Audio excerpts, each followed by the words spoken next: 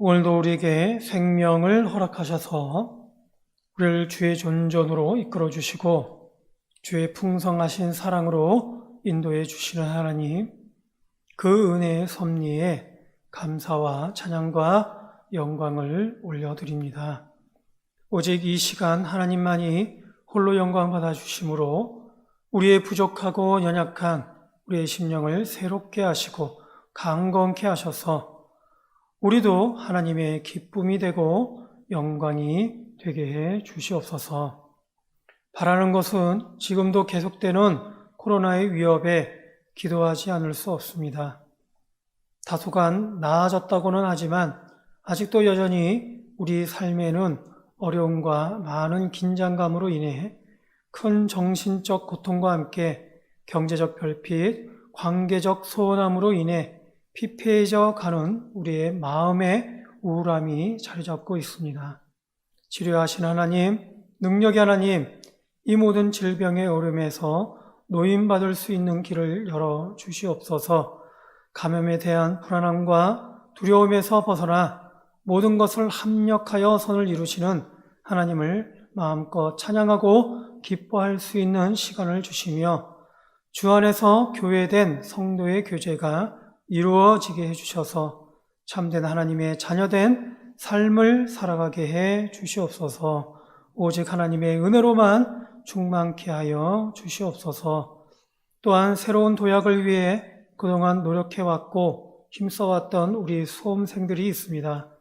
얼마 남지 않은 시험이라는 큰 관문을 잘 이겨내게 해주셔서 하나님이 주시는 그 꿈과 비전을 이루어 가게 해주시고 아울러 또 다른 도전을 위해 애쓰는 우리 청년들과 많은 성도들 성령의 능력과 지혜로 인도해 주셔서 많은 믿음의 사람들과 같이 늘 하나님과 동행하는 삶을 통해 이기는 믿음으로 그 삶이 더욱 풍성케 하여 주시옵소서.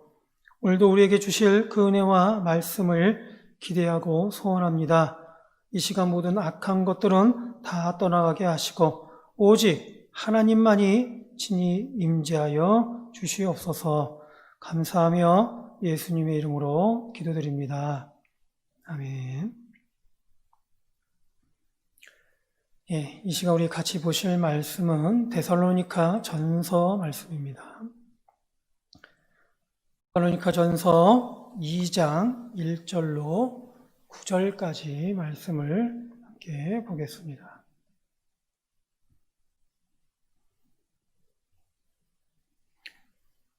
데살로니가 전서 2장 1절에서 9절까지 말씀입니다.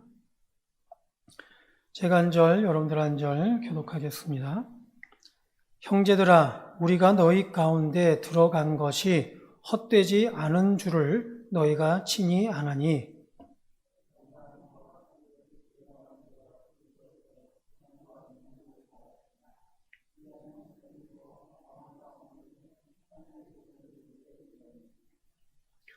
우리의 권면은 간사함이나 부정에서 난 것이 아니요 속임수로 하는 것도 아니라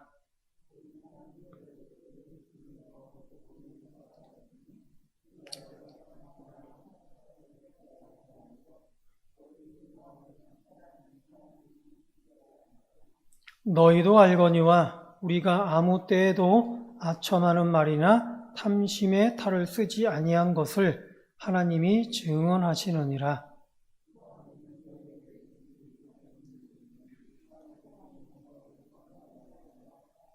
우리는 그리스도의 사도로서 마땅히 권위를 주장할 수 있으나 도리어 너희 가운데서 유순한 자가 되어 유모가 자기 자녀들 기름과 같이 하였으니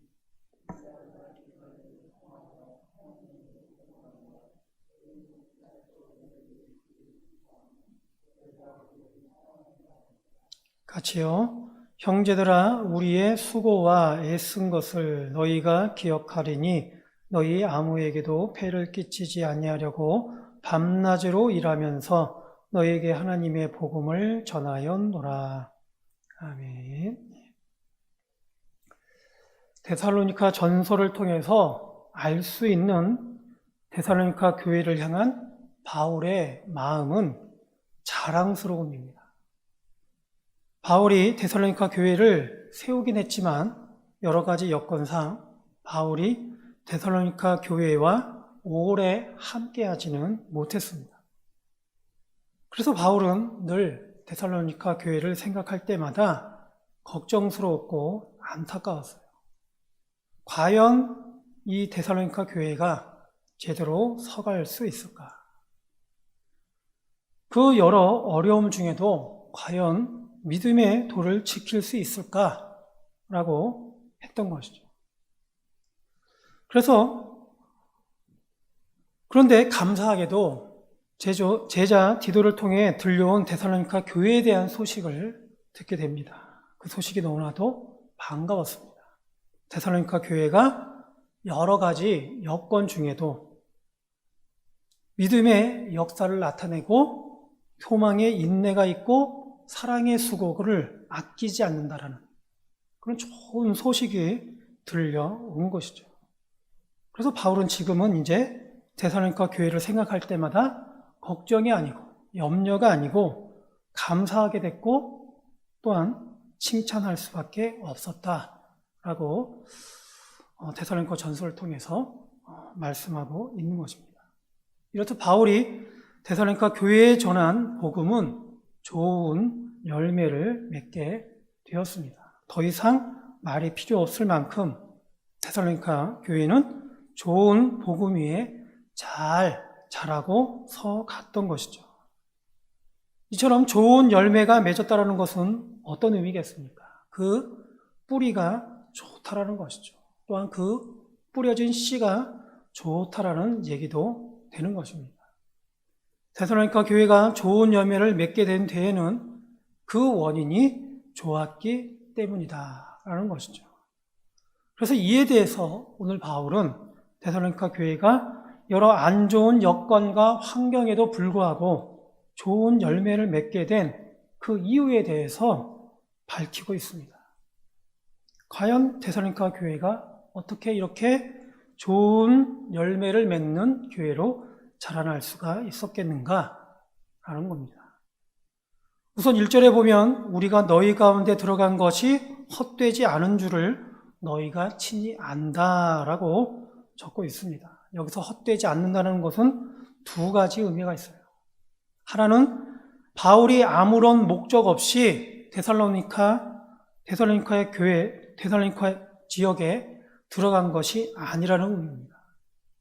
그저 먹고 살기 위해서 자기 직업 때문에 데살로니카에 들어간 것이 아니라 다른 허탄한 목적이나 허망한 목표를 가지고 들어간 것이 아니라 데살로니카 즉 그 지역의 교회를 곧 복음을 전하려고 했다라는 것이죠.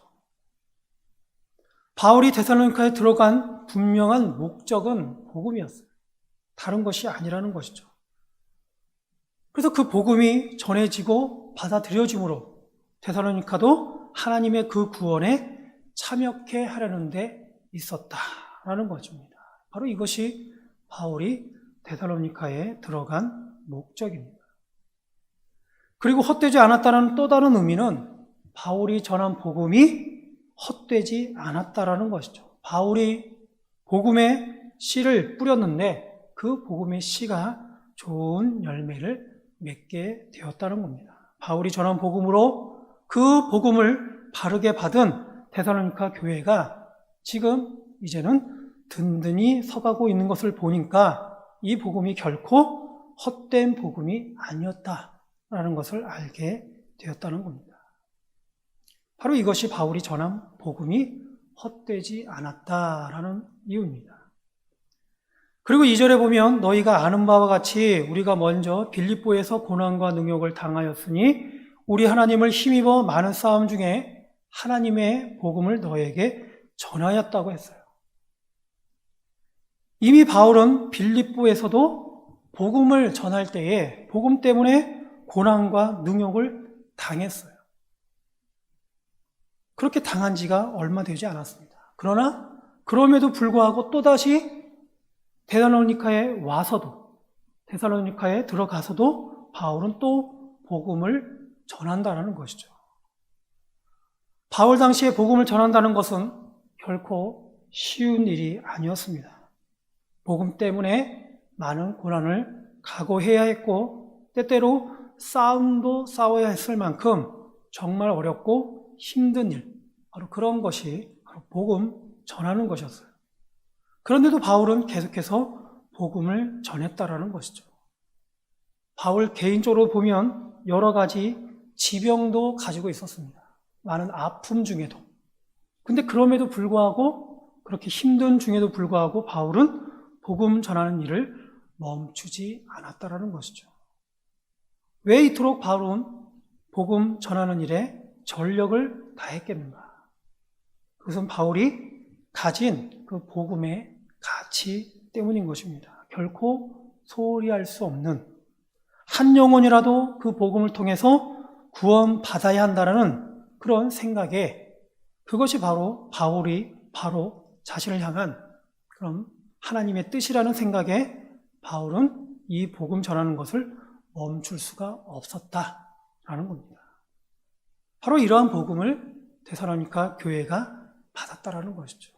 이 소중한 복음, 생명의 그 복음, 바울이 생명의 위협을 마다하지 않고 전하게 된 그런 참된 복음을 데살로니가 그 교회가 받았다라는 겁니다. 그리고 셋째로 이처럼 데살로니가 교회가 좋은 열매를 맺게 된 이유는 3절에 보면 우리의 권면은 간사함이나 부정에서 난 것이 아니요 속임수로 하는 것도 아니라 라고 하면서 4절에 보면 오직 하나님께 옳게 여기심을 입어 복음을 위탁받았다 라고 말씀하고 있습니다. 한마디로 바울이 전한 복음은 다른 목적이 있어 가짜로 전한 복음이 아니라는 것이죠. 하나님으로부터 그 복음을 위탁받아 전하게 된 진짜 복음이라는 거예요. 진짜 복음은 생명을 얘기하고 영생을 말하며 하나님 나라를 말하고 천국을 꿈꾸게 하는 것입니다. 진짜 복음은 죄로부터 회개하는 것을 말하고 바로 참된 하나님을 만날 것을, 참된 하나님을 경험할 것을 얘기합니다. 그런데 보면 불행하게도 이런 일이 있어서는 안 될 일이지만 이 세상에 많은 소위 복음을 전한다라고 하는 사람들 중에 보면 잘못된 동기로 잘못된 복음을, 그래서 결국은 가짜 복음을 전하고 듣는 경우가 종종 있습니다. 이들은 영혼에 대한 사랑이 목적이 아닌 것이죠. 하나님의 구원의 역사를 나타내는 것이 목적이 아닙니다. 예수 십자가의 보혈로 그 죄에서 돌이키는 것이 목적이 아닙니다. 어느 순간부터 이들은 그저 사람들이 많이 모이는 것이 목적이 되는 경우가 많이 있어요. 혹은 큰 건물, 좋은 교회를 세우는 것이 목적으로 삼는 경우가 있습니다. 그래서 그 복음을 마치 파는 것이죠. 혹은 큰 힘이나 큰 재력을 갖고자 하는 목적으로 복음을 이용하는 사람들이 있습니다. 그래서 성경은 이들에 대해서 경고하고 있죠. 이들은 하나님의 일꾼이 아니라는 것이에요. 오히려 이들을 향해서 사꾼이라고 표현합니다. 더 나아가서 강도라고까지 얘기하고 있습니다. 그런데 보면 우리는 이러한 사꾼을 구분하기가 정말 쉽지가 않습니다. 왜냐하면 겉으로 보기에는 다 그럴듯하게 포장하고 있기 때문입니다. 마치 사단이 모든 권세를 가지고서 천사처럼 위장하고는 예수님을 유혹했던 것처럼 그렇게 가짜 복음을 전하는 사꾼이나 강도들과 같은 자들도 마치 하나님의 일꾼된 모습을 하고 있기 때문에 구분하기가 쉽지가 않다는 것이죠. 겉으로 보기에 그렇다는 얘기예요. 이들도 하나님의 말씀을 가르칩니다. 이들도 하나님의 말씀대로 기도한다고 합니다. 이들도 하나님의 복음을 받은 자처럼 행동하는 것처럼 보입니다. 그래서 그냥 봐서는 다 똑같이 보인다는 것이죠. 그런데 잘 보면 그 속에 하나님이 없다라는 것이죠. 하나님의 말씀이 없어요. 그리고 예수님의 십자가가 없습니다. 대신 그 속에 무엇이 있습니까? 자기가 있죠. 그리고 자기의 자랑이 있고, 그리고 자기의 욕심이 있습니다. 예를 들어 이들 사꾼은 이렇게 말을 하는 겁니다. 그들의 말을 잘 들어보면 회개하라, 천국이 가까웠다라고 하지 않습니다.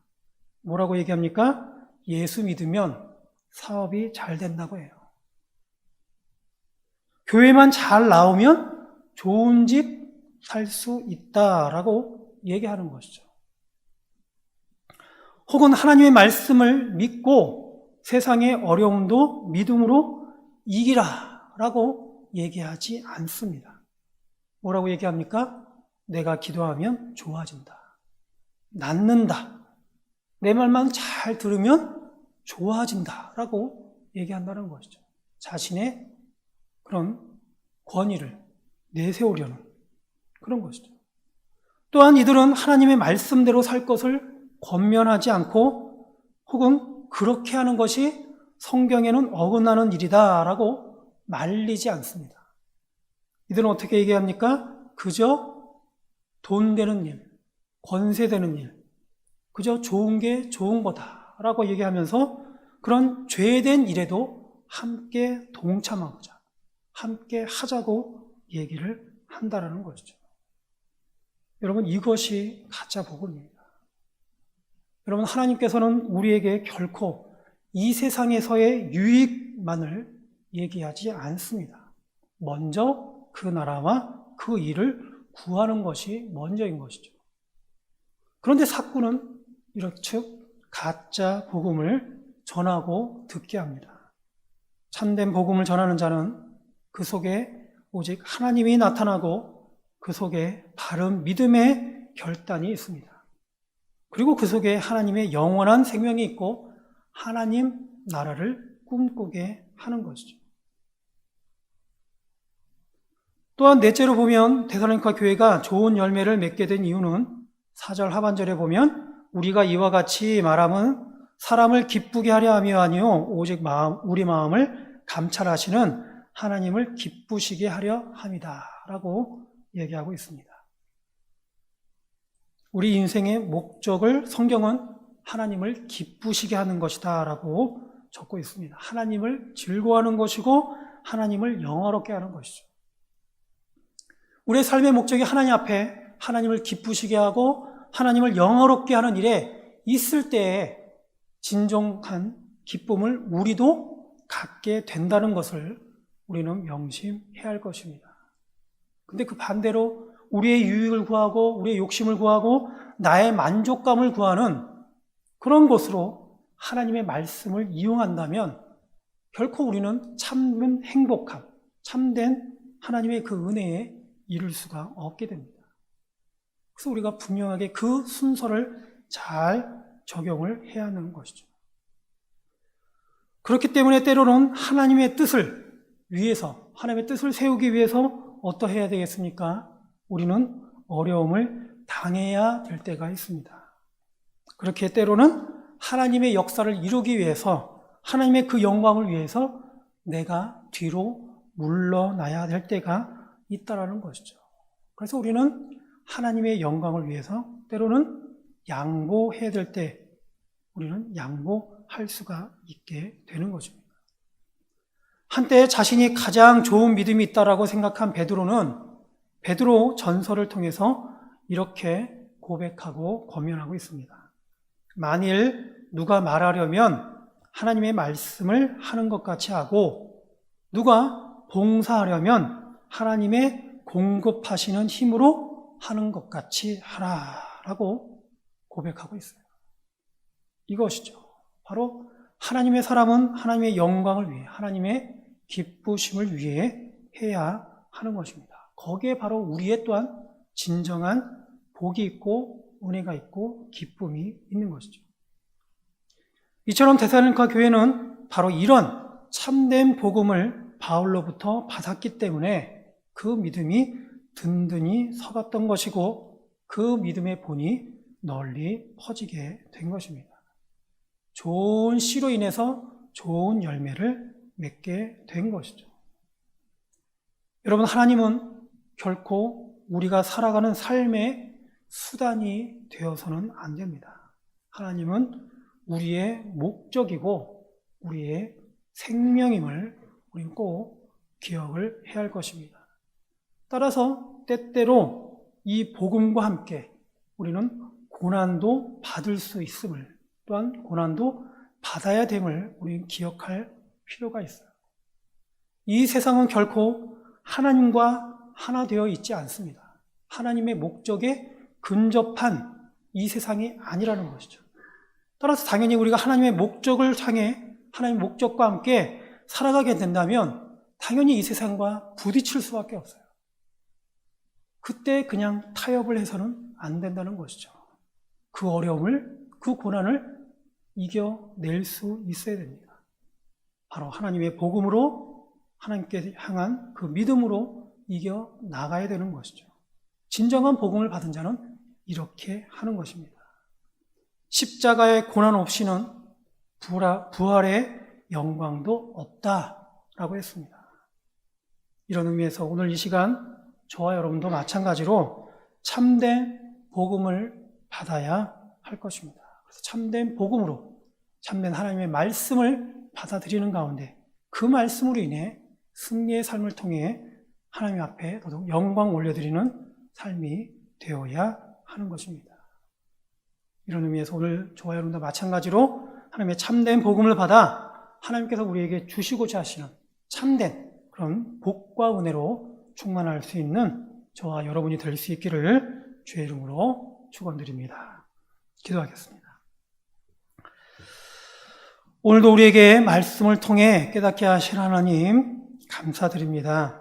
주신 말씀과 같이 복음의 참된 목적을 분명히 알게 하시고 깨닫게 하셔서 복음을 이용하여 사사로운 유익을 구하는 것이 아니라 오직 하나님의 생명을 구하고 하나님의 나라를 구하며 천국을 소망하게 하셔서 오늘도 하나님의 뜻이 하늘에서 이룬 것 같이 이 땅에서도 이루어지게 하여 주시옵소서. 그래서 오늘 우리들도 더더 하나님의 뜻에 합당한 자로 살아가게 하여 주셔서 더더 하나님의 기쁨이 되고 하나님의 영광이 되는 삶을 통해 더더 하나님 앞에 영광 올려드릴 수 있도록 인도하여 주시옵소서. 감사하며 예수님의 이름으로 기도드립니다. 아멘.